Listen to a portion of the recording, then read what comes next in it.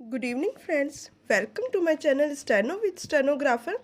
Dictation start होगी 3 seconds में. Start.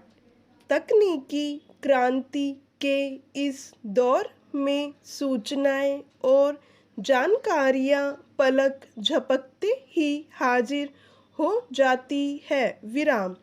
तकनीकी विस्तार के इस दौर में सूचनाएं और जानकारियां जुटाने के मामले में किसी आग्रह या जिदवश पारंपरिक स्रोतों पर निर्भर रहना स्वाभाविक ही कुछ लोगों को खटक सकता है. विराम. ज्ञान विज्ञान के क्षेत्र में यह तकनीकी क्रांति का दौर है. विराम. जिन चीज़ों के लिए घंटों या कई दिन पुस्तकालयों, संग्रहालयों आदि की खाक छाननी पड़ती है, अब वे अंगुली के एक इशारे पर मिल जाती है. विराम. नेक्स्ट.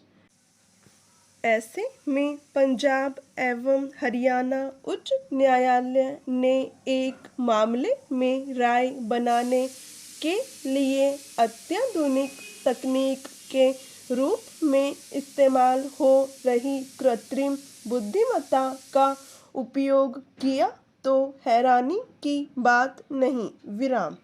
दरअसल एक हत्या के मामले में जमानत की याचिका पर न्यायालय विचार विमर्श कर रहा था. विराम. इसी सिलसिले में उसने जानने की कोशिश की कि दुनिया भर के न्यायशास्त्र इस बारे में क्या कहते हैं. विराम. नेक्स्ट. अदालत को वही तथ्य हासिल हुए जो अपने यहाँ के न्यायशास्त्र में है. विराम. यानी जघन्यतम हत्या के मामले में उसकी प्रकृति का अध्ययन करने के बाद ही सजा या जमानत पर विचार किया जा सकता है. विराम. पंजाब एवं हरियाणा उच्च न्यायालय ने संबंधित मामले में निर्णय तक पहुंचने के लिए बहुत साफगोई से स्वीकार किया कि उसने कृत्रिम बुद्धिमत्ता का सहयोग लिया है, मगर उसने यह भी स्पष्ट कर दिया कि निचली अदालतों को इसे नज़ीर के रूप में नहीं लेना चाहिए. विराम. नेक्स्ट. दरअसल तकनीकी संसाधनों की अपनी सीमाएं हैं. विराम. कृत्रिम बुद्धिमत्ता के उपयोग पर बेशक आज बहुत बल दिया जा रहा है और इसे एक अनुपम उपलब्धि के तौर पर रेखांकित किया जा रहा है, मगर हकीकत यही है कि वह कभी भी नैसर्गिक मानवीय मेधा का विकल्प नहीं हो सकती. विराम. जहाँ भी निर्णय लेने की जरूरत है, कृत्रिम मेधा पर निर्भर नहीं रहा जा सकता. विराम. नेक्स्ट. इस दृष्टि से पंजाब एवं हरियाणा उच्च न्यायालय के ताज़ा मामले के लिए गए निर्णय को एक संदेश के रूप में देखा जाना चाहिए. विराम.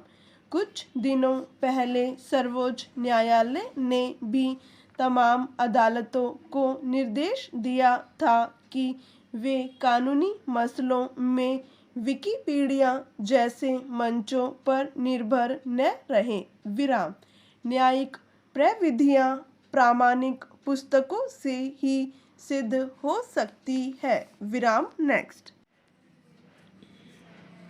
नदियाँ जीवनदायिनी है. विराम. मगर अत्यधिक बारिश के बाद भी शीत ऋतु के दौरान ही नदियों का सूख जाना भविष्य में नदियों के समाप्त हो जाने का पूर्व संकेत है. विराम. नदियों के किनारे भले धार्मिक स्मारक खड़े हैं, जनता जल का आचमन भी करती है, मगर समाज और सरकार ने नदियों को गंदगी समेटने, रेत खनन और कृषि सिंचाई जल स्रोत से अधिक की मान्यता नहीं दी है। विराम नेक्स्ट। संयुक्त राष्ट्र की ताज़ा रिपोर्ट बताती है कि विश्व की 26% आबादी तक सुरक्षित पेयजल की पहुंच नहीं है। विराम। पूरे विश्व के सामने जलवायु परिवर्तन से पर्यावरण को बचाना और मानवाधिकार के रूप में आबादी को शुद्ध पेयजल उपलब्ध कराना एक बड़ी चुनौती है। विराम। इस रिपोर्ट पर भारत को गंभीर चिंतन मनन करने की जरूरत है। विराम नेक्स्ट। कारखानों के खतरनाक रसायनों और त्योहारों के दौरान मूर्ति विसर्जन से नदी में जलचरों का जीवन ही समाप्त हो चुका है। विराम। नदी के प्रवाह क्षेत्र में प्रत्येक 10-20 किमी की दूरी पर निस्तार की गंदगी को समेटती यह नदी आगे बढ़ती जहरीली बनती जाती है। विराम। पारीछा ताप बिजली घर की चपेट में आकर इस नदी में मशीनों का ग्रीस, तेल और राख मिलकर पानी को इतना जहरीला बना देते हैं कि नदी किनारे के गांवों के पशुपालक नदी के पानी को जानवरों के पीने लायक भी नहीं मानते हैं। विराम। नदी के अस्तित्व के संकट को विदिशा के पास हलाली नदी का बांध अपने पानी से नदी की टूटती सांसों को समय समय पर जीवन दान देता रहता है। विराम नेक्स्ट।